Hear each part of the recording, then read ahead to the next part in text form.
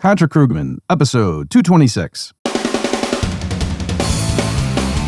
Welcome to the podcast that takes apart Paul Krugman's New York Times column.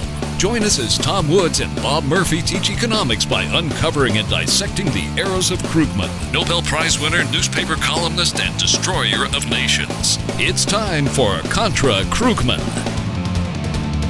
Hey everybody, Tom Woods here with Bob Murphy with the honorary 226th episode of our old podcast, Contra Krugman. But in a more accurate sense, it's episode 2581 of the Tom Woods Show and episode something or other of the Bob Murphy Show. We'll both be releasing it's a lower it as number. a crossover That's all we're certain of. It's lower than yours. That's right. That's what we're... So we knew when we heard that Paul Krugman, whom we dedicated an entire podcast to for 5 years, was retiring as a New York Times columnist, it would be wrong. There would be some kind of an imbalance in the universe for there not to be some Tom and Bob episode just providing you all with some kind of closure. You know, I mean, I think we surprised people. We took them by surprise when in episode 225 we said, that's it, goodbye. We've already answered everything Krugman has to say. There's no point in going on. That left people a little cold. It was like the finale of Lost or something, Bob, you know? Yeah, I agree with that. And yes, in it, I think Krugman probably would be expecting us to say something. It might actually hurt his feelings if we didn't. He would be disappointed. As a matter of fact, he found out about this podcast because we figured eventually he had to. And because he found out about our cruise, the old Contra cruise, may it rest in peace. He found out about that and commented on that. That he thought it was in a weird way kind of flattering that people would devote all this attention to him. And I guess, Bob, if there were a whole cruise dedicated to bring people on board and part of the proceedings involved critiquing you or me, I mean, there would have to be some level on which you would say this, some coolness to that. I would think so. Yeah. I mean, you and I have our share of haters, and there are people that I occasionally check in on just to keep me honest and to see. And I'm like, no, I still think I'm right. Yeah. Well, speaking of being right, we're going to go through and review what we consider some of our favorite Krugman arguments and claims over the past however many years. Now, we started Contra Krugman because Bob here, who is, of course, the host of the Bob Murphy Show, but he's also, as he kept reminding me numerous times, a PhD in economics from New York University, and the author of many books, including a book called Contra Krugman. He had done so much on, I mean, not because Krugman himself is the most significant person in the world, but he has a tremendous reach. And because we felt like, and Bob felt like when he started writing his articles, you can learn a lot about economics if you read Krugman and correct it. And during this series, by the way, we were very happy to acknowledge those cases in which Krugman got something right. We were not unreasonable. But today we are unreasonable because all we're going to do is go through and find what we thought were the worst, the lowlights of the Paul Krugman body of work, at least in terms of his popular work as a New York Times columnist. So, if you don't mind, Tom, before we dive into that, though, I just want to follow up with what you're saying, because this was a recurring thing that people would say a lot, like, oh yeah, Krugman's an idiot. What are you guys giving him a platform for? And you just to officially say again, no, he's not an idiot. If he were, then he wouldn't be dangerous. And there is a sense, people might be surprised by me saying this and thinking I'm just getting soft in my older age. He was an economist to be grappled with, right? That he actually had a perspective. And that's partly why I think you'll agree, Tom, we eventually retired the show, because near the end there, it didn't feel like we were debating an economist anymore. He just was some columnist who had his preconceived, like he knew what the Democratic Party line was, and he would just throw something together to come up. Whereas the earlier Krugman, yes, he was really wrong, but he, stuck his chin out there and he was specifically wrong about specific things about how the economy works. And so then, since we disagreed, it, as you say, showcased an opportunity for us to teach the public. Whereas later on, you couldn't teach anything because he was just so predictable and, one-dimensional. And he became so boringly partisan, and he would write articles that were just politics instead of economics. So then it just became, then we'd have to search for a blog post he had written or a tweet he put out. Right. I forgot about that. Yeah, we would actually have to, we'd move beyond the column that, yes. Yeah, just to have some material to talk about. So anyway, You know where you will have things to talk about. Anyway, it doesn't matter. Let's talk about. And notice that that's the obverse. Maybe would that be the word we would use of where you won't? Because I actually am putting on a cruise, but I can't use where you won't because that's our thing. So let's start in with let's have you talk about the inflation matter, because we all distinctly recall, not just Krugman but other people telling us that price inflation of the sort that we have endured over the past, I don't know how long it's been now, was merely, quote, transitory. But Krugman, I don't know if above all, but let's say I associate the idea of transitory inflation very largely with Krugman. Right. And so again, to set the stage, so there's, the Krugman ran many victory laps because guys like me, and I'm not just sulking, like he pointed me out by name, saying that these economists, after the, when QE went into effect and were warning about rapid price inflation, it didn't happen. And look at, they haven't changed their views one iota, just proves how ideological they are. They're not scientists. Okay, so that happened. Then going into, the COVID lockdowns and such, and the Fed just dumped in even more boatloads of money, and CPI started rising rapidly. And guys like Krugman, so in his defense, someone like Larry Summers was coming out, who's no laissez-faire anarcho-capitalist by any stretch, and he was saying, guys, I think the Fed's running too hot here. We need to start hiking interest rates and, slowing the rate of money growth and so forth. And a bunch of his colleagues, also Keynesians, came forward and said, no, that's wrong. This inflation is just transitory. It's because of supply bottlenecks. The whole world economy, supply chains were locked down. What do you think's going to happen? We just as soon as we get the supply chains running, opened up again, everything will be fine. And again, that term they used was this inflation is transitory. And so, we can link in the show notes page, folks, to give you the documentation. But throughout the 2021 and 2022, for much of it, Krugman kept saying, okay, that's it. We've seen the worst of it. It's behind us. And he was mocking like Fox News people along the way. Like, oh, they're trying to warn people this is going to be like, the late 70s, early 80s, when no, this is nothing like that. And then finally, I think it was in the November of 2022 time, he finally threw in the towel and said, I was wrong about inflation. All right. So he did say it at some point. That's how bad it got. It was just many points higher than when he initially had said, that's it. Well, Bob, when we retired from this show, I retired from following Krugman. I didn't realize that he acknowledged that. No, he did. But again, it's Krugman. So, don't worry, that's not the end of the story. So he did do that.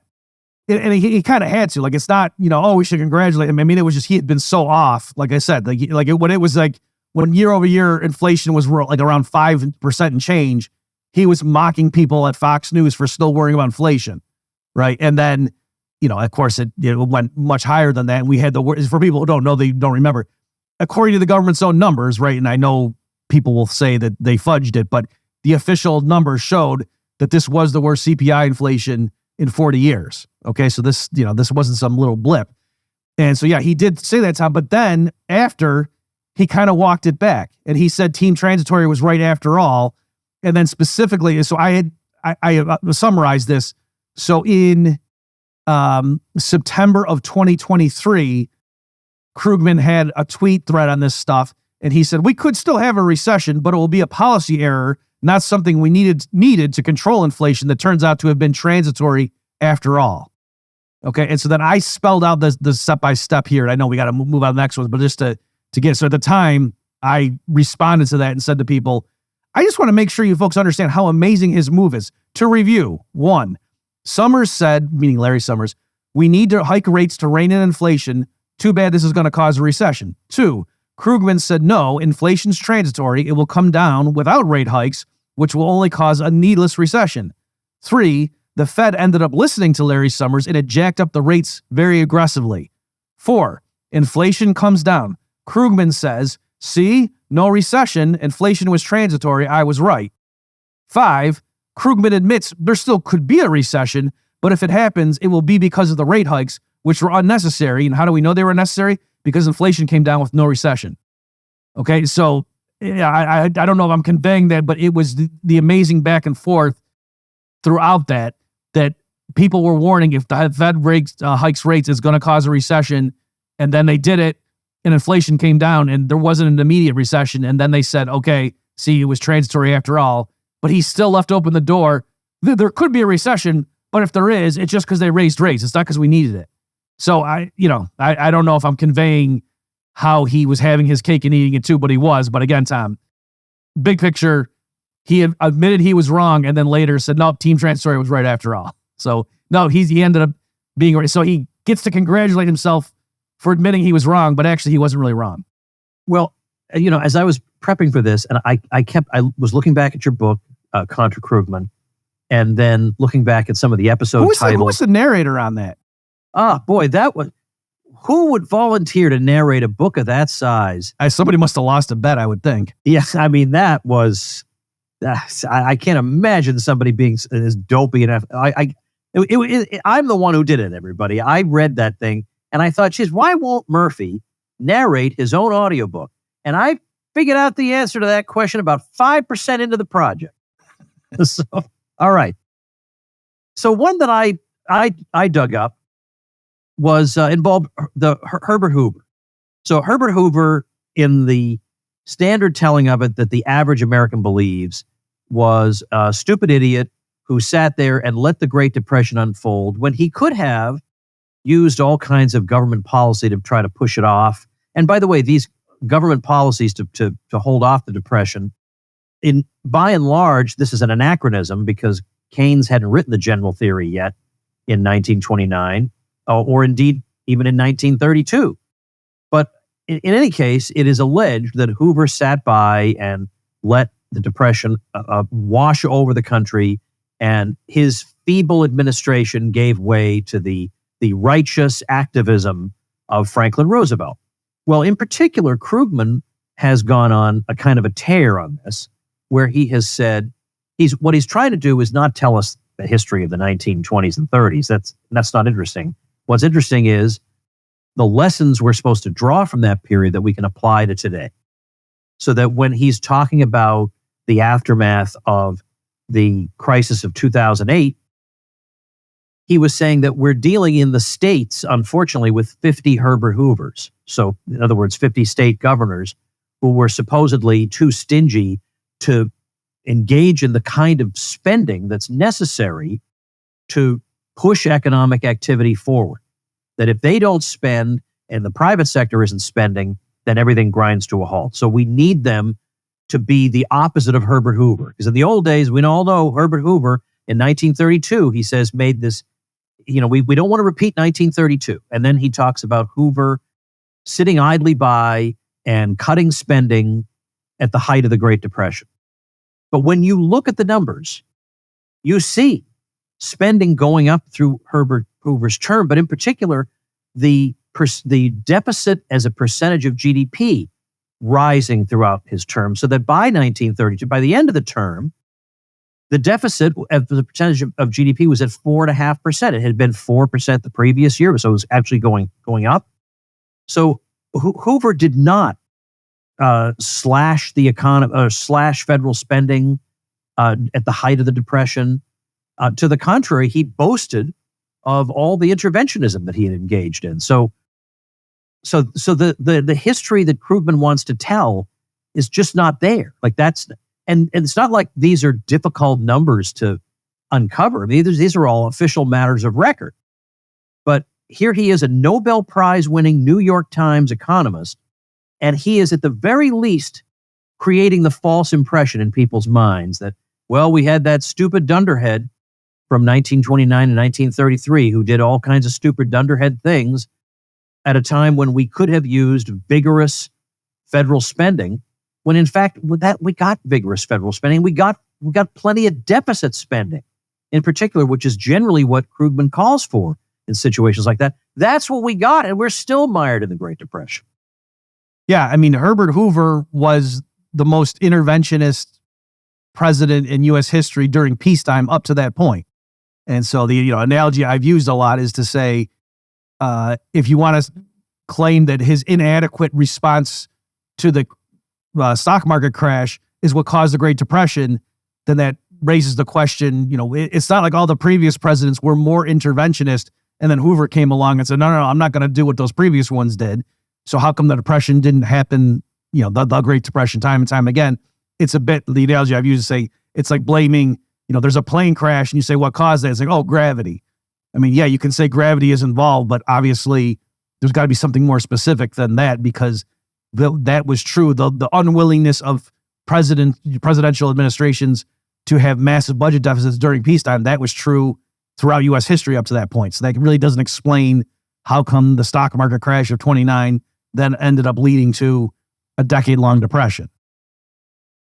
Let's talk about Krugman's thing where he talked about Social Security and the term and the phrase a Ponzi game aspect was used. Yes. And then he had to kind of cover his tracks there. And then more recently, he said it's definitely not a Ponzi scheme.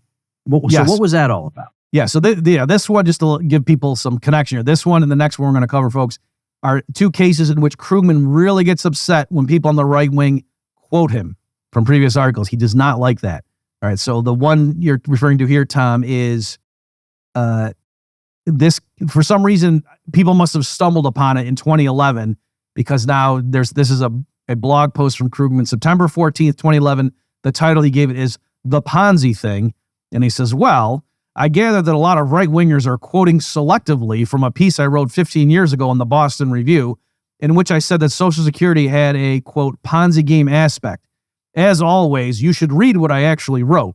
Here's the passage. Okay, so Tom, now we're going to be disabused of the idea that there's some Ponzi element involved. And so here Krugman's now giving the context from which, these awful right-wingers were distorting him. So this is Krugman from his earlier piece. Social Security is structured from the point of view of the recipients as if it were an ordinary retirement plan. What you get out depends on what you put in. So it does not look like a redistributionist scheme. In practice, it has turned out to be strongly redistributionist, but only because of its Ponzi game aspect, in which each generation takes more out than it put in. Well, the Ponzi game will soon be over, thanks to changing demographics, so that the typical recipient henceforth will get only about as much as he or she put in, and today's young may well get less than they put in. Okay, so that's what he wrote back then. And so a lot of right-wingers, when they stumbled upon that, were laughing and saying, look at, we like calling Social Security a big Ponzi scheme. And look at, Krugman called it that too. So now here he is in 2011 trying to explain why that's not what he meant. And so now back to his blog post. Notice what I didn't say. I didn't say that the system was a fraud. I didn't say that it would collapse. I said that in the past, it had benefited from the fact that each generation paying into the system was bigger than the generation that preceded it, and that this luxury would be ending in the years ahead. Okay, so I just want to step back and just say, when right wingers who are critics of Social Security call it a Ponzi scheme, what do they mean? Do they mean it doesn't have the force of law behind it? No, that's not what they mean. They mean exactly what Krugman just pointed out, and that the benefits will have to be slashed and the taxes on existing workers will have to be raised to make this thing work, and that what people right now think they're getting, they will not get. And so, yes, if Ponzi himself had been allowed to do that, his scheme also wouldn't have collapsed. The reason a private sector Ponzi scheme collapses is because when people violate the rules and it's determined that, oh, wait a minute, the rules aren't going to be what you said originally, then it kind of falls apart. And also the critical thing, so I do agree in this respect, it's not a Ponzi scheme, because at least with the private sector Ponzi scheme, people can't be compelled to contribute to it. They have to be tricked into doing it. Whereas with Social Security, you can know full well, yeah, I'm going to be putting money in this and I could do so much better with an alternative investment strategy, but you have to put money in or you go to jail. So yeah, I guess he is right in that sense. Social Security is not like a Ponzi scheme. So that's one where he doesn't like, but there's another one that he doesn't like people quoting. That's not one that we have in our list, but and this maybe, I don't know, maybe you can let him off the hook because nobody has a crystal ball, but there is that quotation about the internet's impact on the economy. We may look back and find that it's no greater than that of the fax machine. I mean, I don't know, like nobody's maybe we could be generous with that one, Bob. Yeah. So that, I mean, that is true, and that is often like when his retirement was announced. That is the one that people were tweeting that around and going like, "Oh, how come he didn't tell us with the fax machine?" Ha ha, or something like that. Right. And I understand. I'm by no means criticizing anyone for using that as a way to make fun of them. More power to you. But yeah, I never really got into that because it was more of just a one-off. And I know you like this phrase, Tom. In fairness, what Krugman was doing there, he was asked, like, it was some column where they were being asked to make long-term projections, or so. I don't remember the exact content, but it was something like, what's the world going to be like in the year 2030, or what's going to be surprising in the year 2030, looking back to what people, you know what I mean? So they were kind of being goaded into say something provocative. Right. You know what I mean? So I can, yeah, I think that's funny, but in terms of stuff he said, that yeah, I don't think that's like the top 5. Right, because I wouldn't want to be on the hook for every provocative prediction I made. I'm sure some of them were ridiculous, but that's actually why I generally avoid making predictions. And I always use this lame excuse that as a historian, I deal only with the past, because then I know for sure that I'm right. Is that why all the historians agree with each other?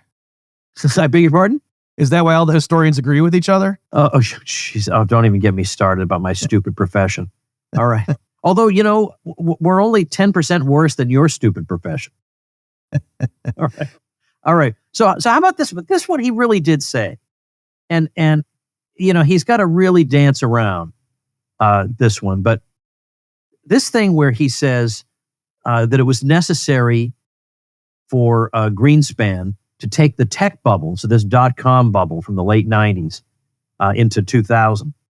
And as that was deflating, replace it with a housing bubble. Now, Ron Paul acknowledged that. Ron Paul said in 2001 on the House floor that was what Greenspan and the Fed were doing, that we had this deflating tech bubble, and what they're doing instead now is, in order to prevent any economy-wide reckoning from that, they're just going to blow up another bubble and just try to keep things going that way.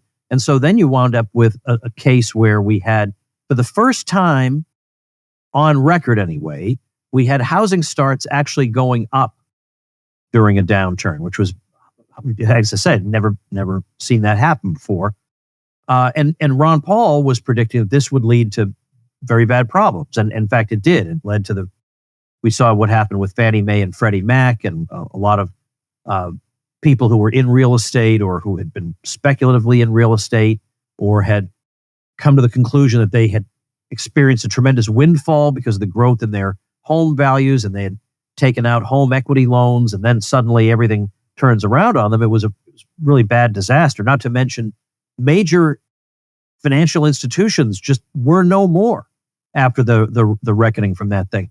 So, how would we steelman Krugman saying that the Fed needed to do something like that? I mean, what do we... Well, I can tell you what he said about it. And so again, this is a thing where Krugman just gets very upset when these people on the right had the audacity to quote him. So this is a blog post he put out on June 17th, 2009. And the title he gave it was, "And I was on the grassy knoll too." All right. So for foreign listeners, he's making an allusion there to the Kennedy assassination, where a popular alternative view to the official account is that there were shooters on the grassy knoll. And so Krugman here is saying like, oh yeah, I had something to do with the housing bubble, and I killed Kennedy too. Haha, that's what a bad guy I am. So here's what he says. One of the funny aspects of being a somewhat, and that's his in there in the blog post, forceful writer, is that I'm regularly accused of all sorts of villainy. I was personally responsible for the demise of Enron, blah, blah, blah. Okay, a couple things I'm skipping. The latest seems to be that I called for the creation of a housing bubble. In fact, the bubble is my fault. The claim seems to be based on this piece. Okay, so even there, he says the claim seems to be based on this piece, as if it's not clear where the critics are coming from, right? You know what I mean? But the best he can come up with is maybe it's this one. Right, and so then he says, guys, read it again. It wasn't a piece of policy advocacy. It was just economic analysis. What I said was that the only way the Fed could get traction would be if it could inflate a housing bubble, and that's just what happened. All right, so let's just quickly, this will be fairly quick here. I'll give the 2-paragraph context of this, and to see if, so Tom, to answer your question, what Krugman is saying, I mean, he's not even sure what piece they have in mind, but I'll read this one, and then you can see that, probably this is the one they had in mind. And so his point is to say, No, I wasn't saying that Greenspan should do this. I was just saying this is the only option he has left. Okay, so here we go. So this is Krugman talking in 2002.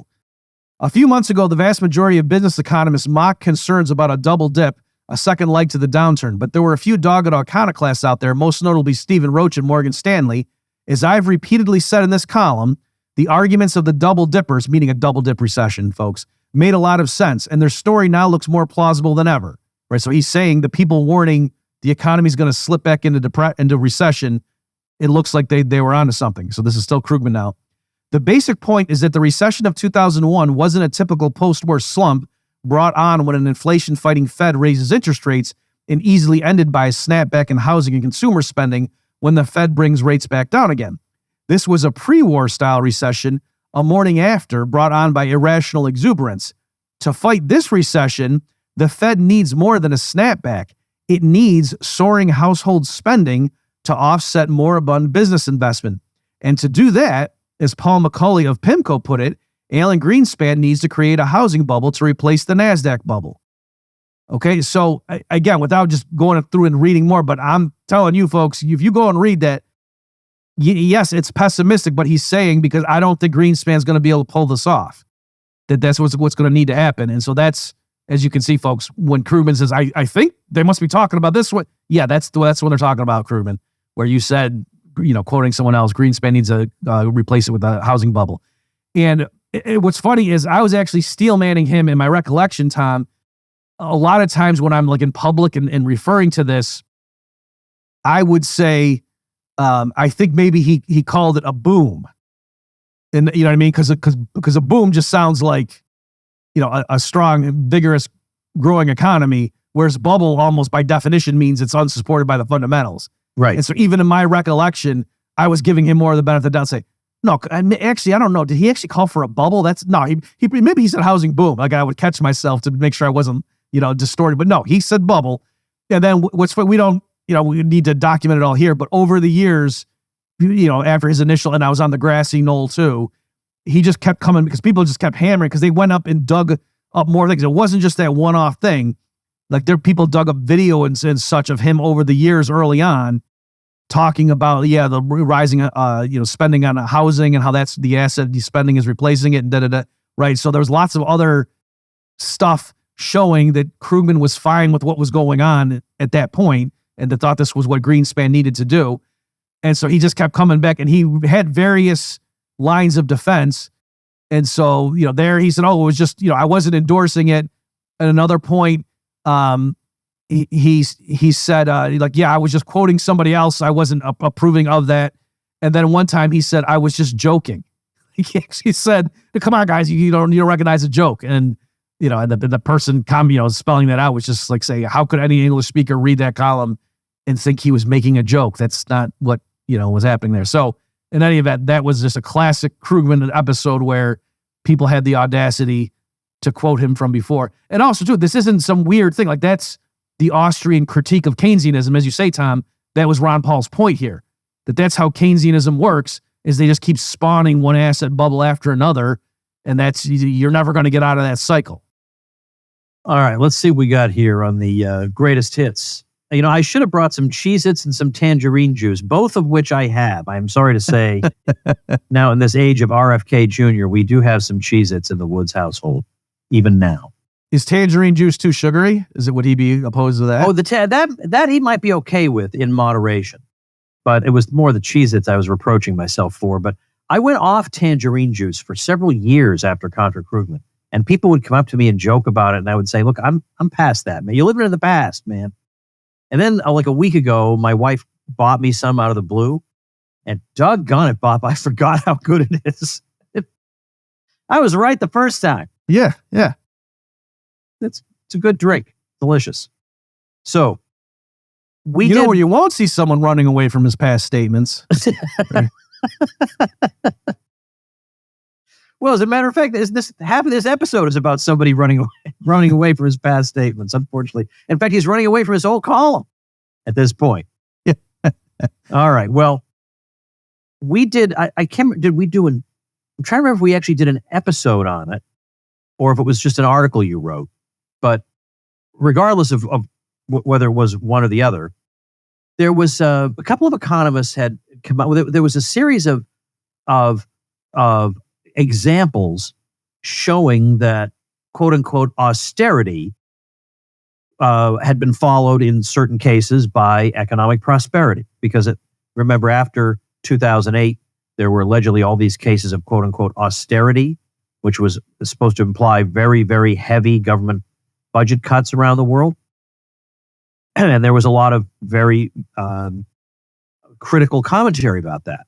But we had some examples show, here's a case, here's a case, here's a case, here's a case. So it was either your column or our episode. There were like 9 examples floating around, total about 9 of them. And finally, Krugman said, all right, well, I'm going to write a column about this and show that none of these apply, and that actually what really leads to good economic outcomes is, of course, what? Deficit spending. So he goes through the 9, and each one he's got some way of weaseling out of it. All right, well, maybe 1 or 2 of them you could weasel out of, maybe even 4 or 5. But I mean, all 9 examples, there's all some escape hatch for him. Like he can't say, all right, this one's a toughie, I admit. But no, there's always some escape hatch. So then we think, all right, well, then what are his positive examples of so-called fiscal stimulus leading to a strong economy? Because we were just looking at alleged examples of austerity measures leading to a strong economy. He says none of them hold. So what about Krugman's favored policy response? Let's look at examples there. And what's interesting is we're not given any examples.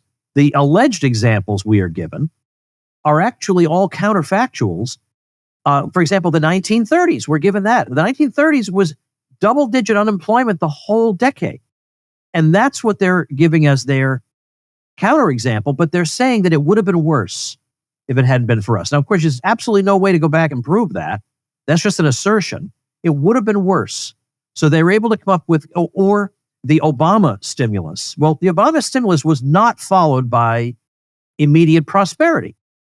And so, well, then how do they use that as an example? Well, again, it would have been worse if we hadn't done it. So in other words, the austerity people have real live empirical examples from history, recent history. And the Krugman side, what do they have? They have no actual empirical examples, except what they have is a couple of episodes from history in which you had a bad economy that stayed bad, but their claim is if it hadn't been for us, it would have been even worse. There's something very deeply, deeply unpersuasive about that, I think, to the average person. Yes, just to give people a little more, so I can't remember, it was some unexpected organization that put out this original study, and what they called it, folks, was like historical episodes of expansionary austerity, and it was something, it was like the World Bank or somebody like that. It might not have been them, but it was something where, you might have thought like, oh yeah, they're going to be a bunch of gobbledygook, centrists at best. But anyway, so I was pleasantly surprised that happened. And their main finding was they said it's often a commonplace to associate fiscal austerity with a weak economy, like in belt tightening and people rising unemployment, whatever. And they said, but actually that's because historically a lot of times when a government has a big budget deficit, they will do a combination of spending cuts and tax hikes. And they said, however, if we just look at cases where the governments primarily relied on spending cuts and didn't also raise taxes, then there's plenty of examples, like you say, Tom, where the economy didn't dip into recession and it just kind of kept growing. So that's all consistent with, not just Austria, but kind of like general free market thinking that, yeah, if you got an economy that's on the ropes, you don't want to jack up taxes. That's not going to help anybody. That doesn't prove reducing the deficit is a bad idea. That proves the tax hikes are a bad idea. Right, so they had a bunch of examples, and so just to give folks an idea of what Tom means when he says Krugman went through and for every example, just like talked it away. One was Canada in the mid 1990s. It had a serious debt problem, and such like the Wall Street Journal or somebody said Canada's in danger of having their debt downgraded, and they might be lumped in with sort of mid-tier countries, not like where you would think they should be. And so the government got real serious, and they did hike taxes a little bit, but it was mostly spending cuts. And I don't mean slowing the rate of growth. I mean, they actually reduced spending in absolute terms, like two or 3 years in a row. And they went from running a string of budget deficits to they had a string of budget surpluses and pretty strongly reduced debt to GDP. And they didn't have a recession for many years after they did this experiment, right? So it was a pretty clear-cut case of if you thought cutting spending when the economy wasn't in great shape would lead to a recession, that was a good counterexample. And so Krugman explained that away, and he said, oh, well, what happened was they just boosted their exports. And so, and that's not a general solution because the whole world can't just net export to each other. So that was the kind of thing he did, folks, is like, so in isolation, just in terms of standard free market economics, if the government cuts spending, then interest rates drop. That makes your currency actually weaken against other currencies because foreigners aren't as interested in buying your debt. And then that makes it easier to export, right? So that's a very straightforward thing that would happen if one country happens to cut its government spending, is that you would see its exports go up. And so Krugman was like pointing to that obvious, consequence and saying, oh, well, that proves that we can't use that in general because not every country can net export at the same time. So therefore, nope, out of bounds. And anyway, I'm just saying, like, he did that for all whatever it was, 8 or 9 examples, would come up with some reason that no, that's not, Immanuel Kant would not say that that's something we can now generalize. So sorry, that doesn't count.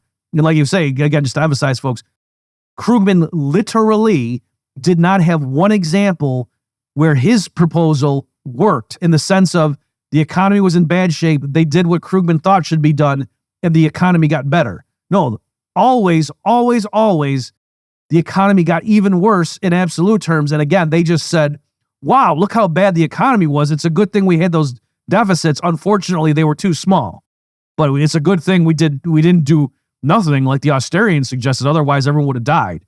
So, if doctors were arguing about a medical treatment, and anyway, you can fill in the blanks of how that would work. That when we're arguing about whether this is a cure or a tonic or a poison, and you have that track record, it's just kind of funny how Krugman, among other things, likes to pat himself on the back for being empirical and not ideological like those free market idiots. And yet, I hate to make this kind of argument, but seriously, you can imagine if Krugman were up against people making that kind of argument, he would point that out. He would say, where are your examples? All your examples are from imaginary fairylands that have never occurred. They're all economies that are better than they would have been, that they're worse, but they're better than they would have been if they hadn't had your treatment. I don't know, maybe they're worse because of your treatment. I mean, you could easily see him do it. There's no way he would let you, right. Tom and Bob get away with that. Yep. And if I may, just to drive home, folks, on the... it's egalitarian here on Contra. Yes, thank you.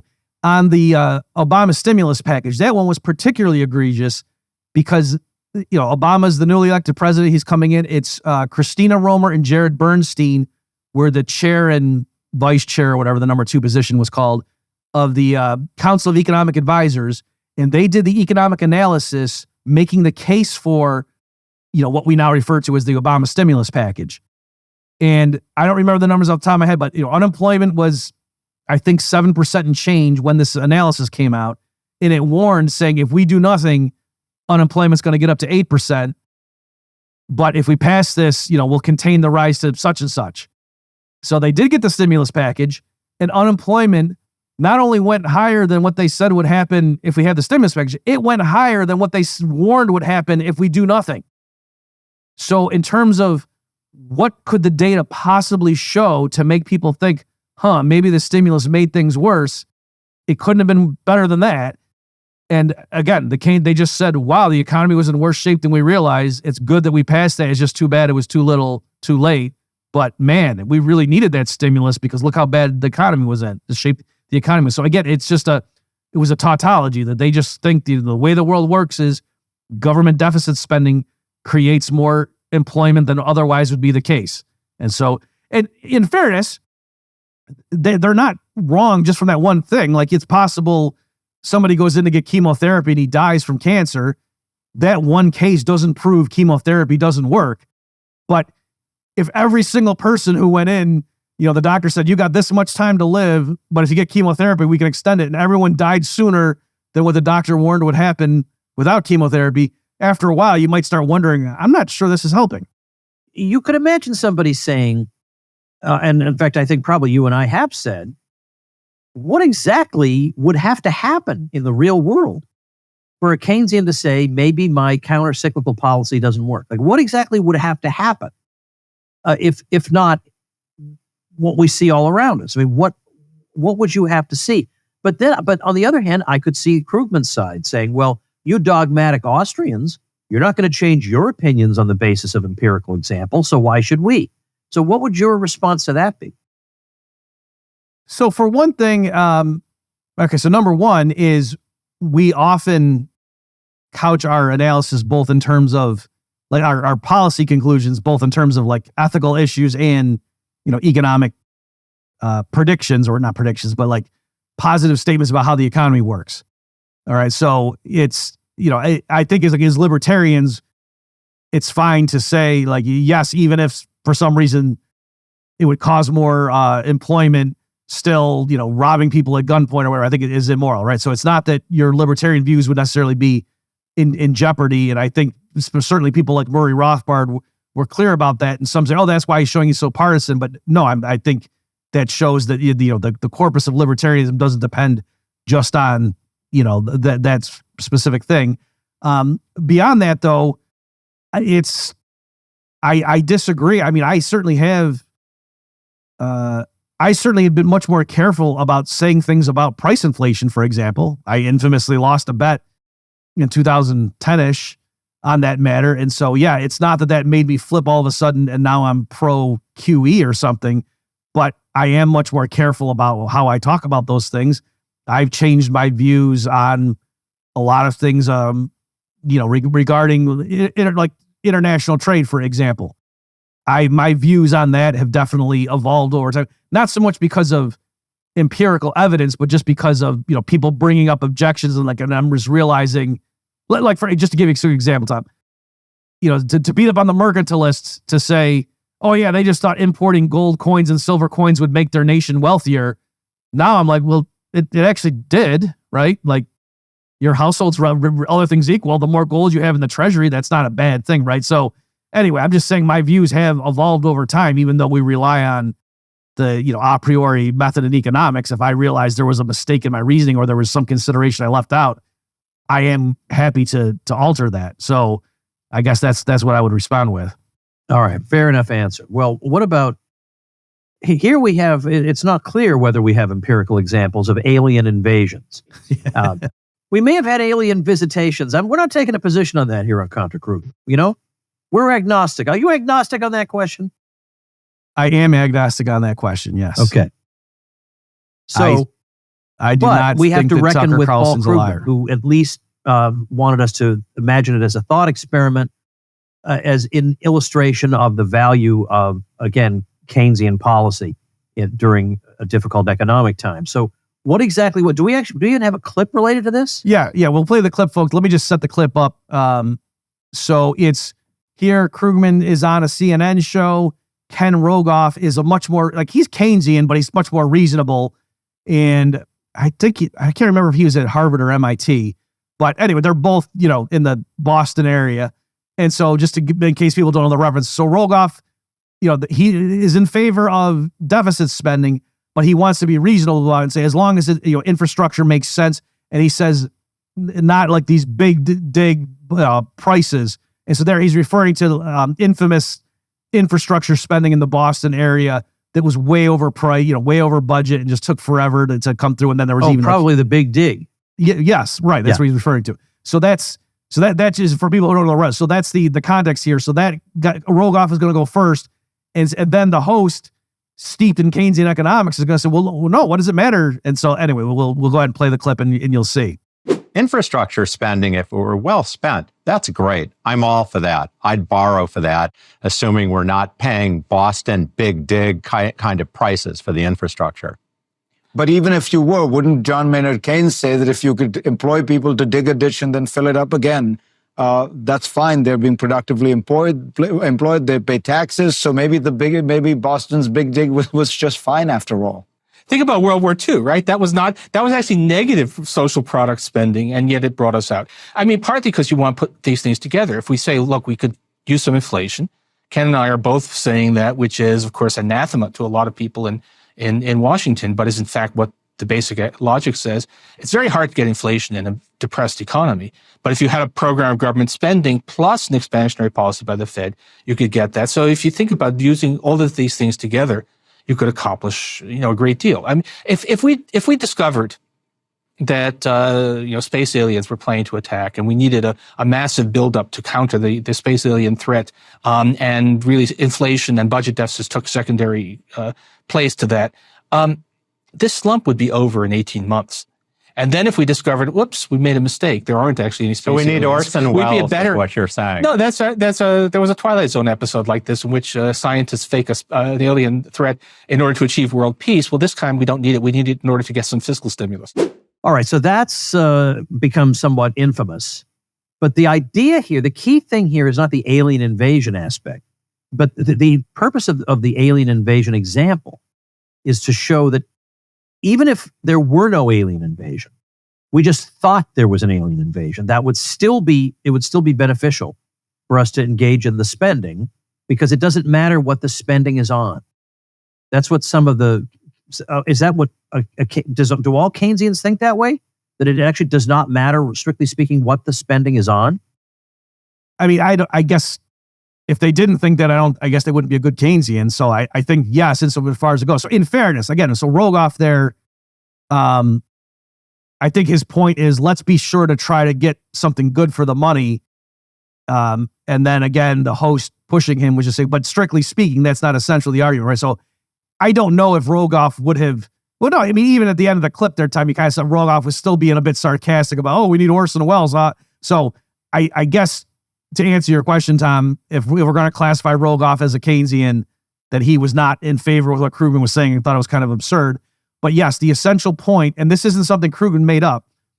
Number one, sometimes people say Krugman was pining for an alien invasion. No, he was pining for the public to believe in an alien invasion, right, so they would be okay with the government running huge deficits. That was the point of his analogy, or his example there, his thought experiment.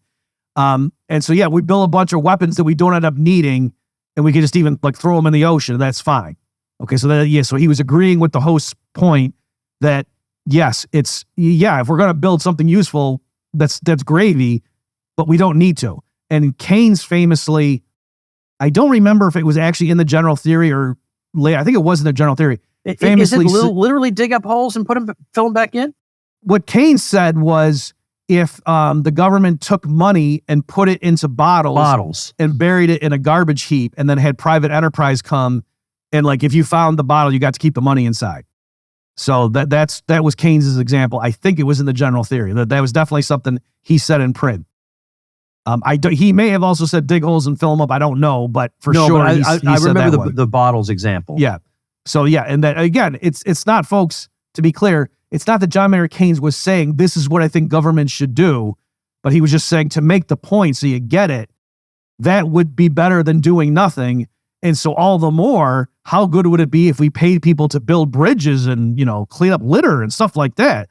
Because just even going and finding money that we bury in garbage dumps would actually promote employment and spending and blah, blah, blah. So to me, it's good. And that's kind of what I was getting at earlier, Tom, at the start of this, when I was saying Krugman's existence was useful because he would come up with stuff like that. It was very clear what his position was, because he's a creative guy, he's clever, and he would say things like that just to really make sure there was no misunderstanding. Whereas with Rogoff, you might kind of say, if the public could use a bridge, then maybe now when interest rates are low, it's a good time. We got all these unemployed construction workers. Now's a good time to build a bridge rather than down the. That's kind of confusing because it's conflating different things. Whereas Krugman was crystal clear. No, even just building stuff that's completely useless is better than doing nothing. Don't listen to these Republicans.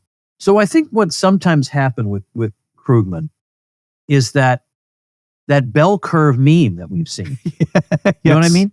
Yeah. So on one side, you have people who are not really formally educated, and maybe even not all that bright. Then on the other side, you have like the geniuses, and then you have the midwits in the middle, like the 105, 110 IQ people. So on the one side, people will say, Krugman says, be good to prepare for alien invasion that never comes. That's the dumbest thing I ever heard. And then the midwit says, but wait a minute, what he actually means is the economic activity that would be prompted by the... And then the genius people say, Krugman thinks it would be good to, They agree with the original folks. Yeah, not that we need to get sidetracked, but a beautiful illustration of that phenomenon, Tom, is with the government debt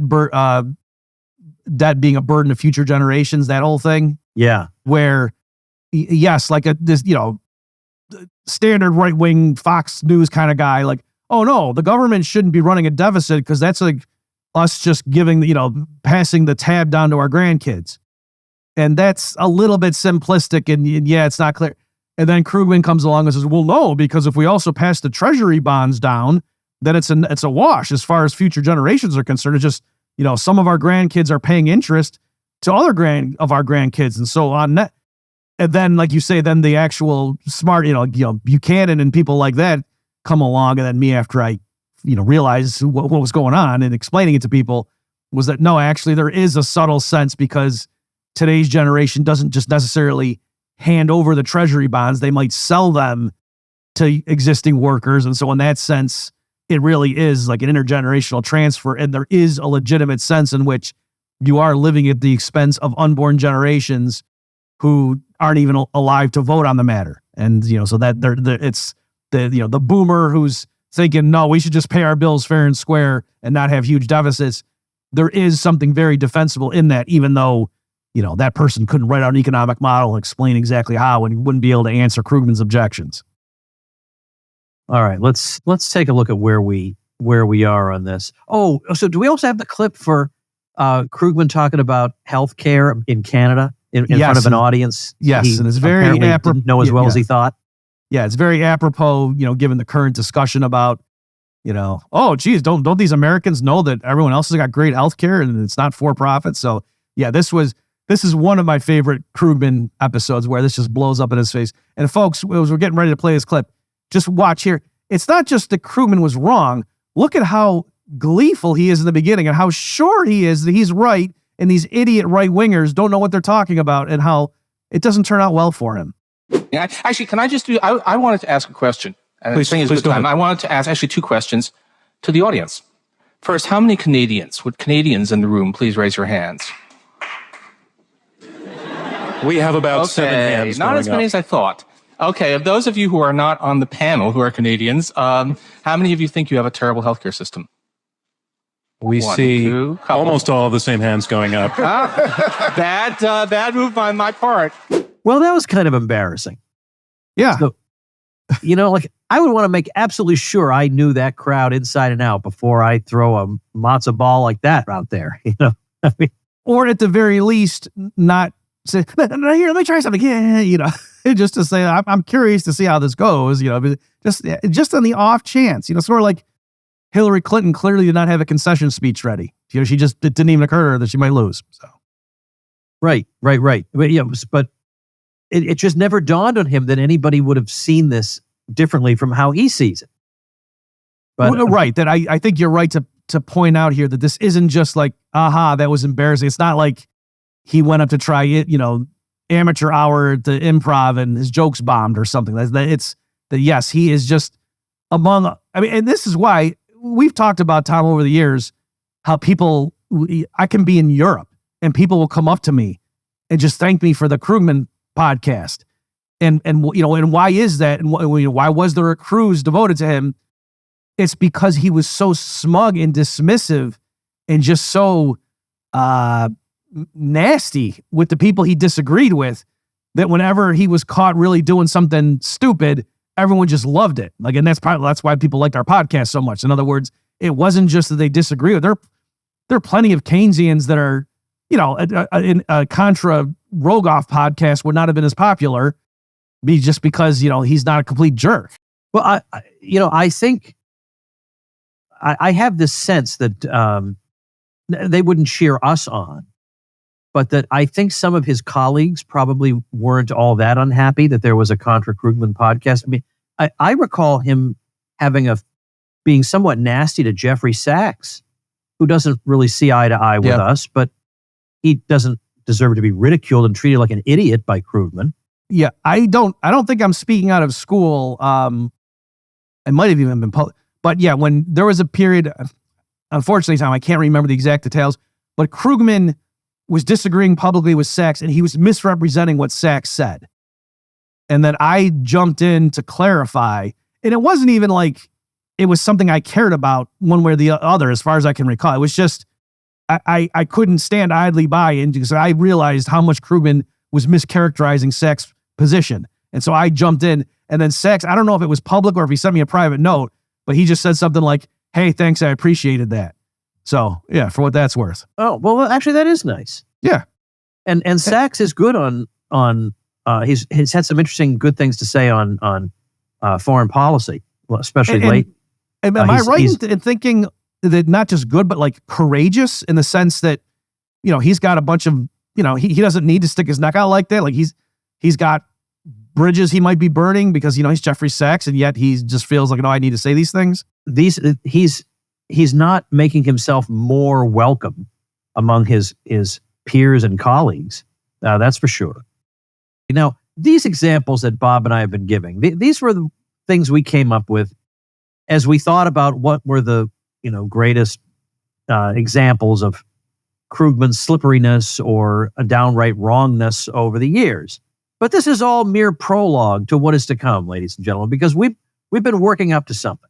Yeah. And the one we're working up to, this really absolutely has to take the cake. It absolutely has to take the cake. And it has to do with deficit spending suddenly becoming a concern at a very, very interestingly timed moment. Bob, I've teed it up for you. Yes. To just smash it out of the park here. And this, you know what, Tom? I had forgotten until your description there of the term I invented, which was a Krugman contradiction with a K. And if you remember what that meant was, it wasn't so much that what he was saying was a contradiction with a C, but it was that he knew what he wanted the answer to be. And the answer was, when a Democrat is the president, deficit spending works. And when a Republican is the president, deficit spending is bad. And so it's not that he would say deficit spending is always good and then flip to say deficit spending is always bad. It just, you could tell the reasons he picked were always hand-tailored to fit whatever it needed to be, so that would be the conclusion that would pop out of his objective economic analysis. And so as Tom says, the epitome of this phenomenon had to do with the 2016 campaign. So in August of 2016, Krugman had a column titled "Time to Borrow." And he wrote, "The campaign still has 3 ugly months to go, but the odds are they will end with the election of a sane, sensible president." He's referring to Hillary Clinton. "So what should she do to boost America's economy, which is doing better than most of the world, but is still falling far short of where it should be? There are, of course, many ways our economic policy could be improved, but the most important thing we need is sharply increased public investment in everything from energy to transportation to wastewater treatment. And how should we pay for this investment? We shouldn't. Not now or anytime soon. Right now, there is an overwhelming case for more government borrowing."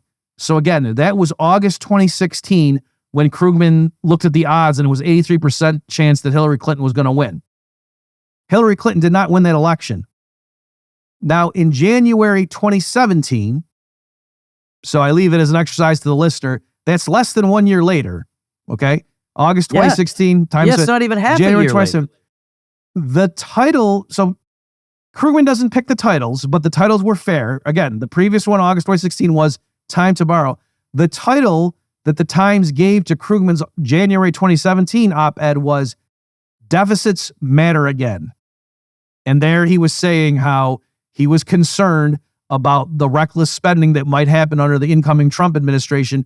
Not so much the reckless spending, I should be, with the tax cuts that, he was going to bring in. And, we really got to watch out for deficits now.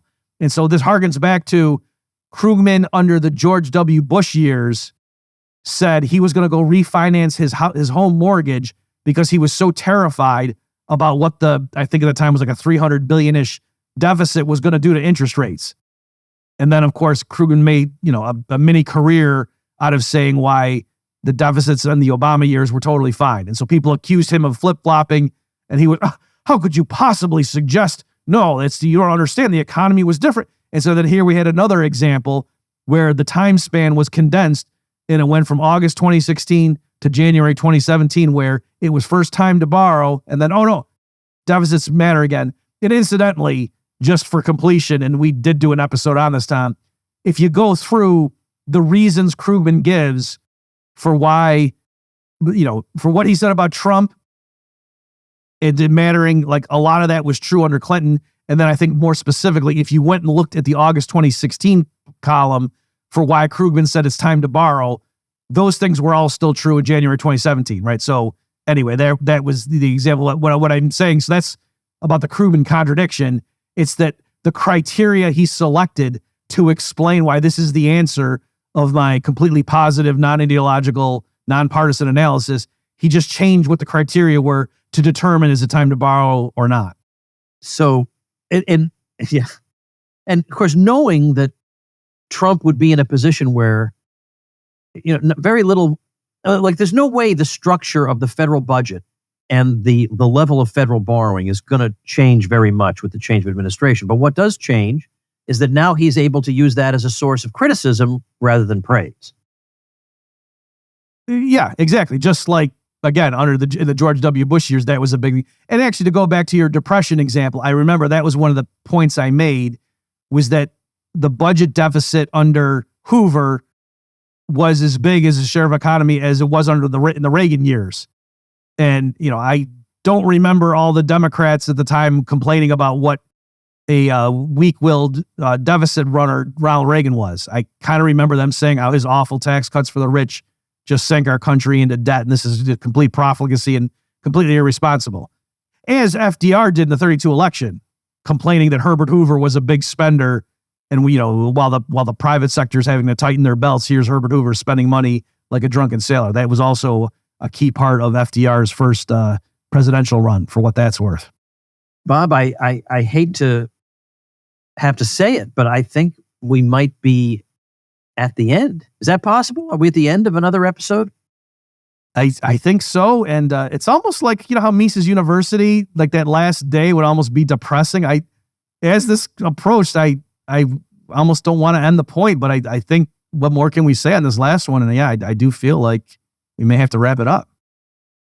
So we officially now, although it seemed pretty official because episode 225 of Contra Krugman was called the final episode. Like that seemed like, but on the other hand, maybe this is like another Who farewell tour, something like that. There are a lot of bands that have had farewell tours well beyond the initial farewell. This was our farewell tour. But I would say that unless Krugman's going to come out of retirement, probably we're not going to. Probably this is it on Contra Krugman. But we hope we appreciate your support over the years on that. We're going to keep on doing BobMurphyShow.com is where the Bob Murphy Show can be found. Of course, TomWoods.com for me.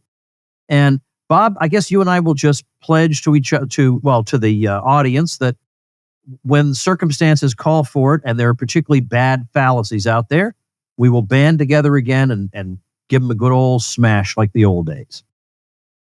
I couldn't find a better person to do it with, Tom. Thank you for having me on. Very kind of you to say. By the way, as I was looking through this, I don't know if this is something, did you actually say this on the episode, or did some clever person in like a YouTube comment or something say it? But there's some, I don't know, is it International Panel on Climate Change? Is that what IPCC stands for? Intergovernmental Panel. Intergovernmental Panel on, yeah. Okay. And they've been talking about 1.5 degrees Celsius as their goal for, trying to reduce global temperatures, right? The ceiling on warming, yes. Okay, so 1.5. Did you actually say, because we talked about that at one point, and so therefore we had to use the number 1.5. And did you say something like, now by 1.5, we're not referring to the number of economists on this show. We're talking about, was that your line? Did you say that? Oh boy. Because somebody might have attributed it Right. to you, or somebody else might have said it. But if you didn't say that, I wish you had, because that's a great line. Because the joke, everybody, in case you don't know it, is that I don't have a degree in economics.